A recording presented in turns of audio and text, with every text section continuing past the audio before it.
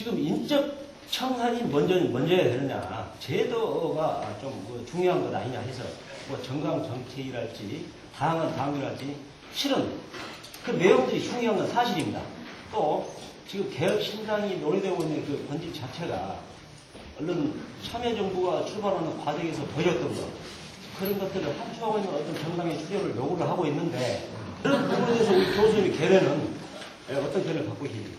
예, 아마 이런 걸 겁니다. 제가 아까 잠깐 말씀 도중에 이야기를 드린 것 같습니다만은, 지금 제도 개선을 통해 가지고 변화를 추구하는 것은 이미 틀렸습니다. 이미 이게 안 된다는 게 드러났습니다. 한나라당 안 되지 않습니까? 왜? 아니, 사람이 안 바뀌는데 사람이 제도를 바꿉니까? 민주당도 그 점에 대해서 이를테면 한계에 왔다는 게 개혁특위 논의 과정에서 이미 증명이 됐습니다. 사실 저도 민주당 개혁특위에 여러 번 참여를 해가지고, 그러니까 특위위원들하고 논의를 했고, 또 민주당이 말하자면 지역 손해 토론을 하지 않았습니까? 연초에. 그때 저도 서울 세종문화에 관해서 한번 발표도 하고 했는데, 개혁특위 차원에서는 안을 만들었는데, 그 안이 개혁특위 바깥을 벗어나면은 힘을 잃습니다. 그건 제도의 문제가 아니고 힘의 문제고 사람의 문제거든요. 그래서 제도 개선을 통해 가지고 뭔가 개혁을 하자 하는 것은, 저는 제가 보건데 민주당도 그렇고 한나라당은 말할 필요도 없고 이미 전 틀린 거라고 생각하고, 그런 점에 대해서는 저는 인적 청산을 공공연하게 이야기해야 된다는 점에 대해서 저 동의합니다. 그런데 유보 조건이 하나 있는 것 같아요. 지금 이 조건에서 인적 청산을 드러내고 하면 아마 청산되어야 될 사람이 청산할 사람보다 좀 많은 것 같거든요. 그렇지 않습니까? 그럼 나와야 합니다. 근데 나오면 집니다. 예, 이 조건에서 나오면 집니다. 이렇게 저는 보고 있습니다. 조건이 변하지 않은 상황에서 신주류가 나오게 될 경우에 민주당의 법통성을 구주류가 갖습니다. 그럼 신주류가 과거에 개혁민주당이나 꼬마민주당이 될 가능성이 대단히 높습니다. 왜? 정치는 어떻든 그러면 현실이거든요. 그러면은 사실은 호남만 갖고 얘기하면은 호남의 유권자들이 구주류 나쁘다 이렇게 해줘야 되는데, 그건 그렇게 쉽지가 않습니다. 왜냐하면은 구주류가 전 대통령 김대중 비제를 팔 겁니다. 그 다음에 그 구주류가 한나라당과 내년 선거에서 각을 세울 겁니다. 그러면 패합니다. 그게 저는 인적 선산이 불가능한 이유라고 생각합니다. 그래서 제도 개선을 하자니 개혁이 안 될 것 같고, 인적 청산을 얘기하자니 자기가 나와야 되는데 그것은 제3당화의 일입니다. 저는 이것이 이제 개혁신당 또는 신당 추진론자들의 고민이라고 보이고, 그래서 이제 그것을 저는 이제 제 얘기로 마무리하자면은, 그것을 당내 세력 관계로만 보기 때문에 이게 좀 어렵습니다. 근데 그것을 저는 이를테면 최근에 보니까 보수 언론에서 신당 강경파 그래가지고 천정배, 신기남, 정동영 이렇게 이야기하던데, 이건 그분들만의 잘못은 아닙니다. 제 느낌에는 그분들이 바깥에서 국민적 기반을 구축하려고 대단히 노력하고 있는 게 사실입니다. 근데 그분들만의 힘으로는 잘 안 될 겁니다. 또 그렇게 만들어진 것도 지금 언론에서 보도되는 것처럼 신당 외곽기구 역할을 하게 될 겁니다. 그래서 저는 그렇게 하려고 공부하는 게 아니고, 제가 아까 말씀드린 것처럼 이제는 신당 논의와 무관하게 천정배, 신기남, 정동영과 무관하게 바깥에서 저는 개혁 진지가 구축이 돼줘야 합니다. 그러면은 구주류 힘 못 씁니다. 실제로. 뿐만 아니라 저는 그렇게 되면은 한나라당 내부에서 논의가 일어날 수밖에 없습니다. 만약에 한나라당 내에서 개혁 논의가 불이 붙으면은, 그러면 정말로 민주당 논의는 지금보다 훨씬 더 탄력을 받게 됩니다. 저는 이런 형태, 아까 제가 말씀드린 것처럼 정치권 안에서는 한나라당과 민주당이 개혁 논의를 해야 하고, 그 힘이, 그 논의가 바깥에서 또 불을 지펴줘야 저는 우리가 바라는 개혁 논의가 가능한 게 아니냐 이렇게 생각합니다. 잘 들었습니다. 시민 세력의 어떤 정치와 정치 세력과 이것이 의견들이 참 다양할 것 같아요. 네.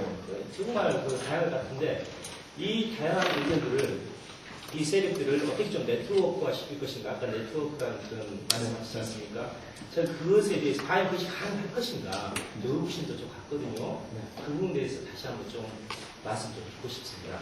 진보라는 개념을 넓게 쓰면 두 개의 진보 정당을 갖자 이런 관점이고, 만약에 진보를 그렇게 넓게 쓰기가 어렵다면 하나의 노동자 중심의 진보 정당과 시민 중심의 개혁 정당 또는 시민 정당을 갖자, 뭐 이런 관점에서 우리가 좀 접근하면 좋겠고, 그러면 저는 두 정당이 우리 사회의 개혁을 위해서 협력할 부분이 있다 이렇게 생각하는데요.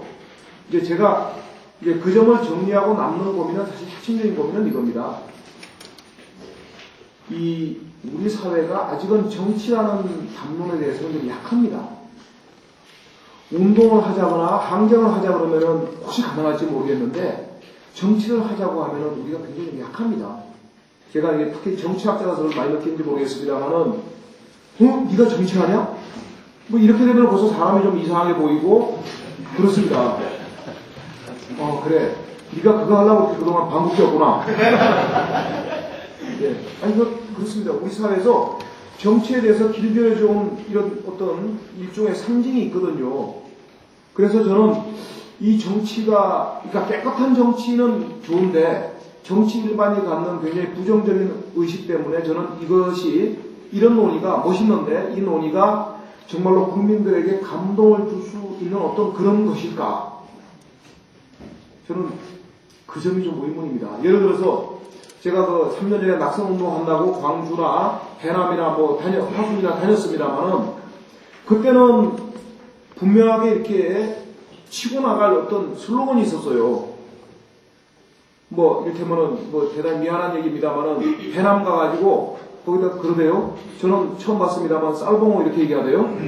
그래서 쌀봉어라고 얘기했어요. 그래서 야, 우리 쌀봉어 할 때 정미소 이러더라고요. 그래서 알았어 쌀봉어 이렇게 얘기하려고 결국 재판에 걸렸습니다만은, 근데 그때는 그렇게 얘기할 수 있는 게 있었는데, 이 정치 세력화라는 이야기를 가지고 저는 국민들에게 감동을 줄 수 있을지에 대해서 사실 제가 좀 자신이 없습니다.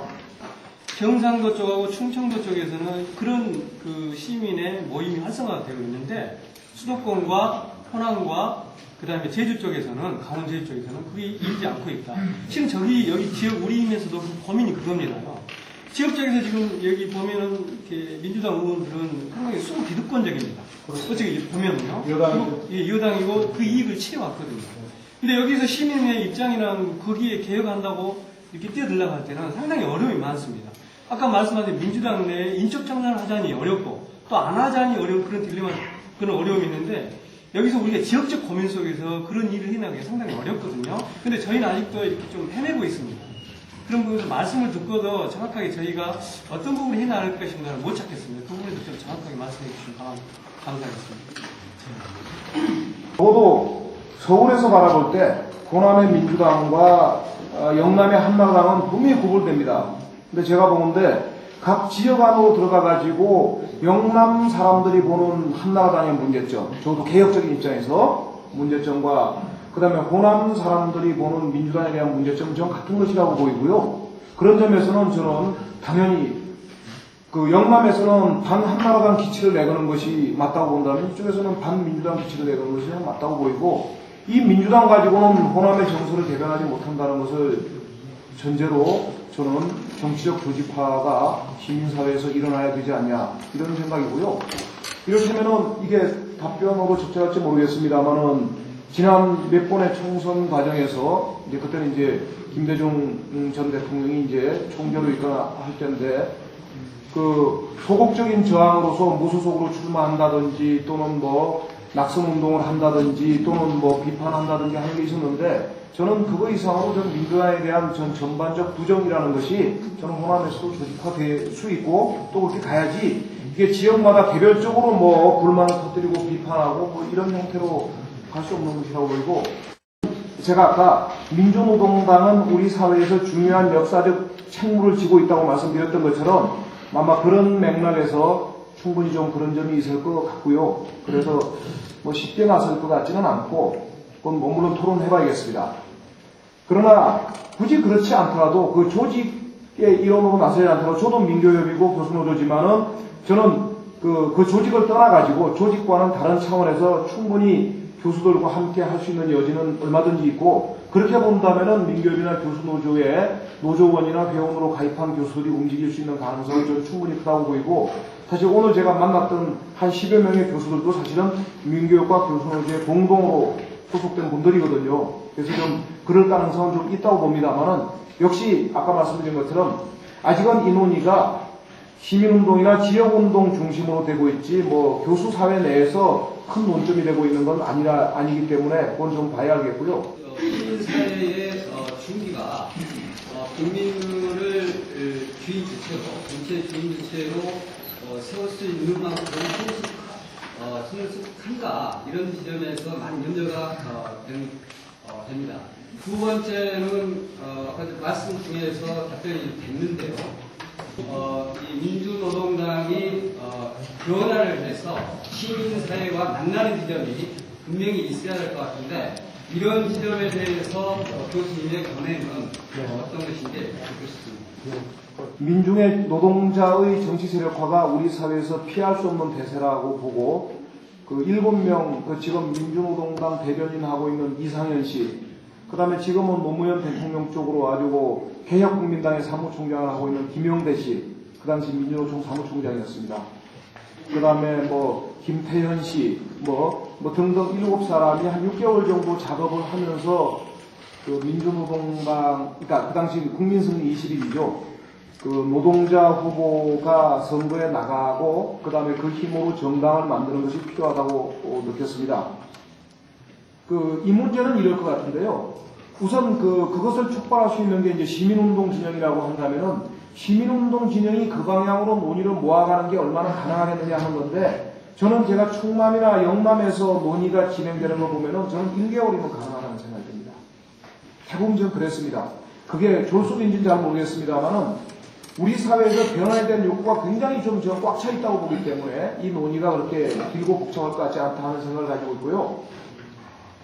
일반 시민의 수준에서는 제가 그냥 3년 전에 해남 갔을 때 들었던 이야기로 좀 예를 들어서 대체를 하자면은, 광주에 와가지고 광주에서 이제 택시 시위를 한 다음에 해남을 갔는데, 해남에 한 6시쯤 도착을 했습니다. 그때 4월 초였는가 3월 말이었나 그랬는데, 그래서 해남 성당에서 강연을 듣는데, 농사를 짓다가 오신 어떤 촐로 한 분이 이 바지를 이렇게 채 내리지도 않고 낫을 들고 이렇게 여기 서가지고 어떤 말씀을 하셨느냐면은, 우리 헌법 제1조를 외우시더라고요. 대한민국은 민주공화국이라고 하던디 그거 주권이 우리 거람시? 이렇게 저는 그 해남말로 이 낫을 여기다 들고 낯을 들고 저는 그 말씀을 하시는 걸 보고, 그분이 아마 제가 보건데 환갑에서 한 5, 6년은 지나신 분 같은데, 이분이 바지가랭이를 반을 걷어 올리고 낯을 들고 우리 헌법 1조를 아주 부정확하지만은 아주 또렷하게 말씀하시면서, 우리가 이것 때문에 낙선운동하는 거라고 얘기하는 걸 듣고 제가 진짜 감동했습니다. 저는 사실 제가 이제 학자니까 먹고 살라고 이렇게 외우고 다닙니다. 외우고 다니는데, 그런데 그것을 저 같은 뺀질의 학자의 말이 아니고,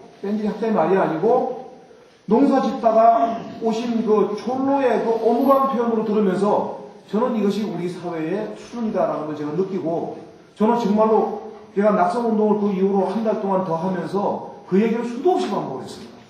시청 강연을 마치도록 하겠습니다. 정 교수님께